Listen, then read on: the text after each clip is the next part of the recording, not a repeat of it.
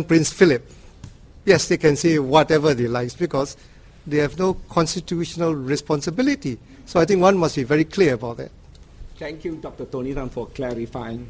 Of course, I'm aware Prince Charles is not the sovereign head of state.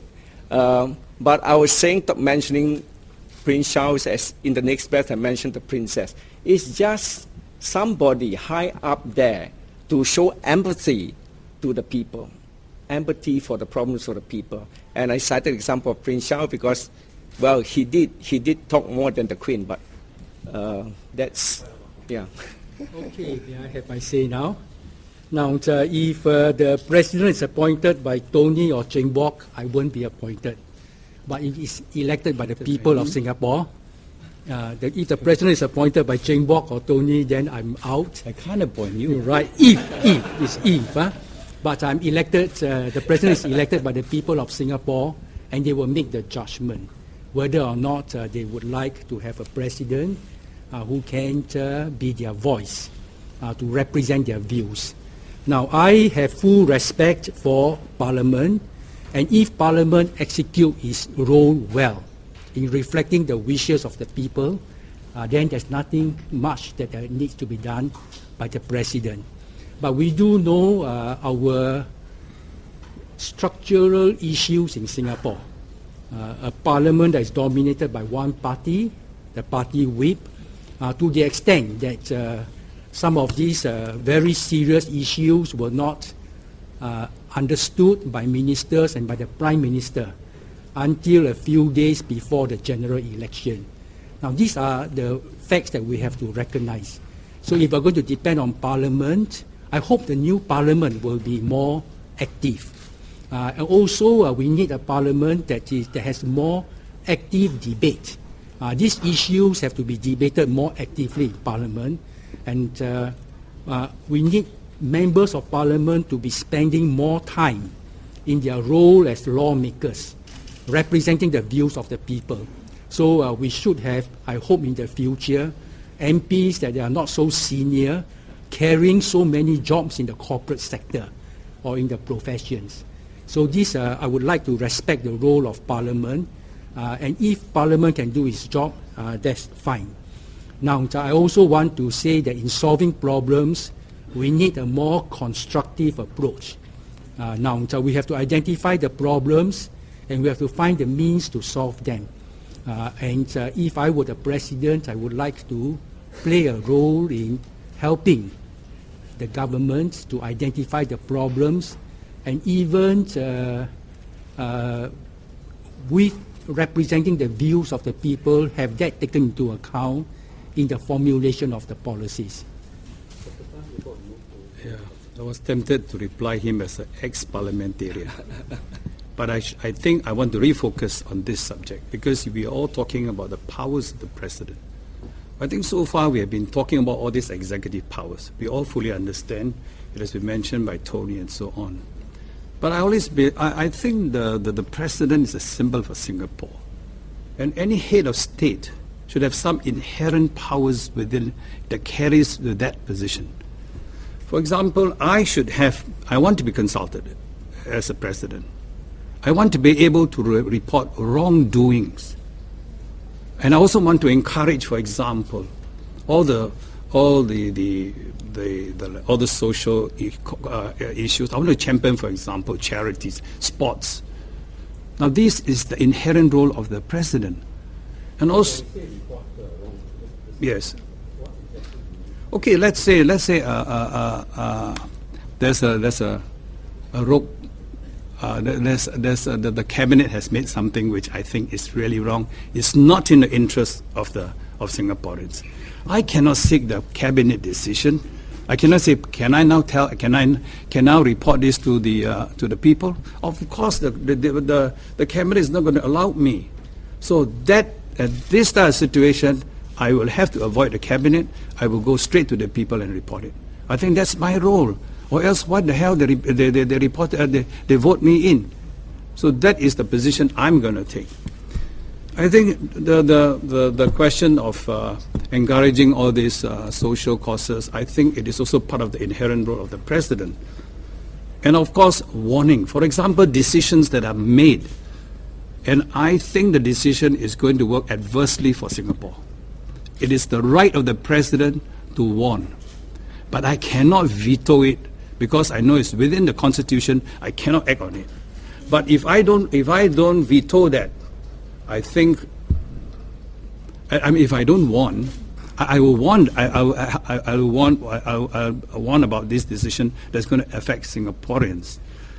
If they don't listen to me, what do? I honestly can't do anything.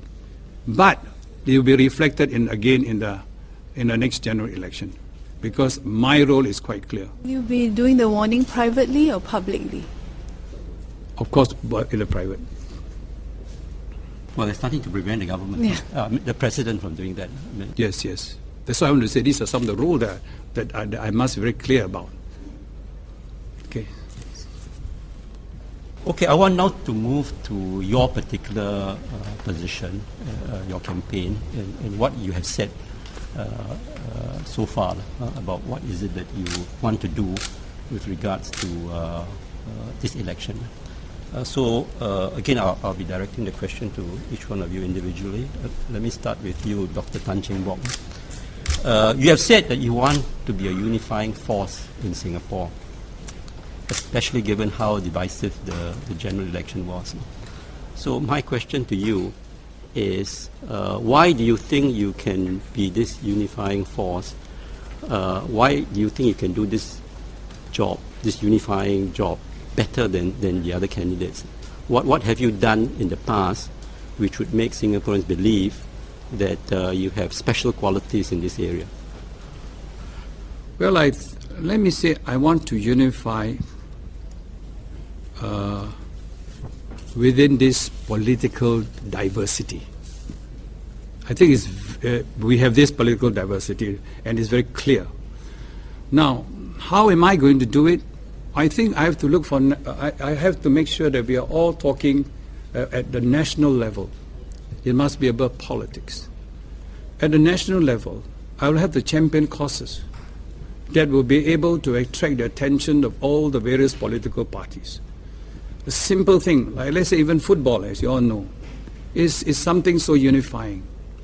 And I think when I said about unifying within this political diversity, I would hope that all the political parties will actually all watch football together. I think it would be very good for the country. Because when we cheer as one voice. We don't cheer as diversified voices. So this is what I mean. Unity within this political diversity. It's not only football, charities. And there are so many other issues that is at a national level, so that we will attract everybody to come together. I think it's time that we all really have to look into our own the country itself. Forget about politics, because if we politicians, we all divide the country. So this is very important for me. So that's the reason why I want to be this unifying figure. Why I can be a unifying figure? I think I have been in politics. And I've worked the ground for 26 years. And I feel many Singaporeans do recognize me. My past speeches, my past performance in Parliament, I think have caught the attention of many Singaporeans. They know I'm independent. They know that I am, I do things what I believe in and what I think is good for the country. And I really hope that Singaporeans will will accept me as that person where they can trust to do this job.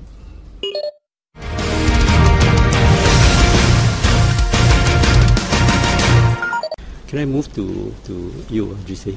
You've set yourself up as the so-called moral compass of Singapore, and you said that only someone with moral courage and conviction can be president.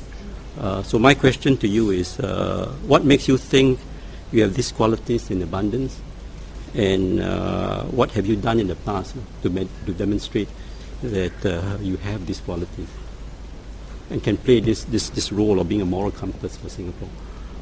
Well, I did say in respect of moral compass that the government has lost it. But anyway, I see the point of your view, the point of your view. what I did say, it must be understood in the context of why I said that. I mentioned in the same context about moral authority, and that's what I meant when I talk about moral compass. And moral authority for the position of president is derived from the ability to fulfill the mission of the office of president, which is to provide checks and balances on the ruling party, on the government of the day. And that's where the moral authority comes from, that you are independent of the ruling party. And that's why I said that, you know, I am independent because I have never been a member of the PAP. But my opponents have been members of the PAP. Someone even resigned only a few weeks ago.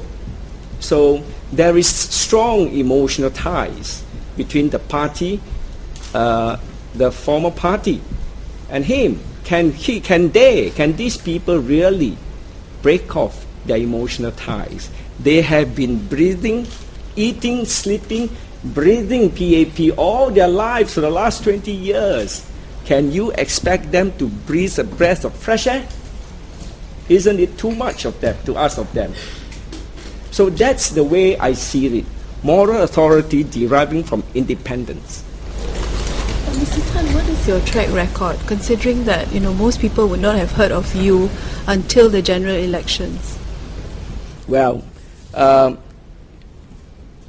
when I don't have a track record in that sense, a public track record in that sense, but if you look at my track record as a student, and your editor Han Fu Kwang would know probably about my rebellious nature in RI days.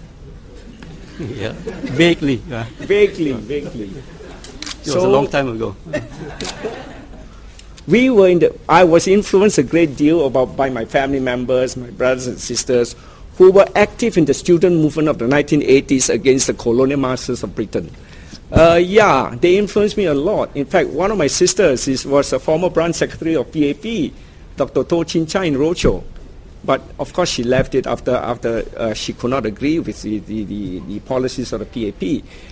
Yes, obviously as a child, I have been active in student politics, in RI. I think if you read the article by Tessa Wong, I used to write on the board in Secondary 2 quotations from Mao Zedong.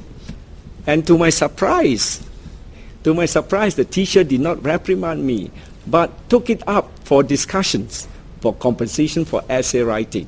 So I was able to push the envelope